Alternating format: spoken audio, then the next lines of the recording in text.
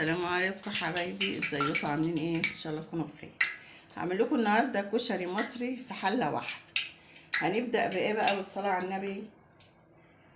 الوقت هنبدا نحط ايه؟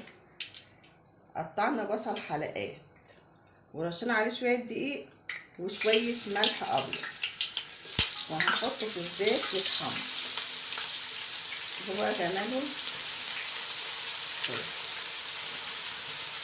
عشان تبقى برضه حته البصله طعمها حلو كده وحايقه وجميله كده. وهقول لكم هنعمل ايه تاني بقى اما نحمر البصل. يا جماعه حمرنا البصل كده، حمرنا البصل هنحط عليه ايه؟ على شويه بصل كده العدس. ده البصل اللي اتحمر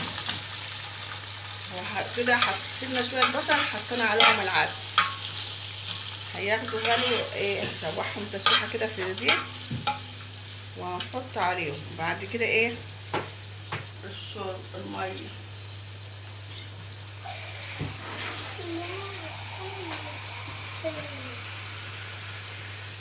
مثلا مقدار كده ايه، شفشاقين.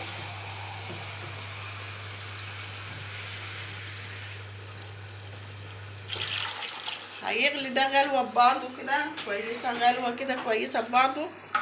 احنا نقعنا العدس يجي ساعه، حبيته يعني تنفع يتحط كله على بعضه، بس انا هديله غلوه كمان كده ايه مع الزيت والبصل، وبعدين احط الاضافات بتاعته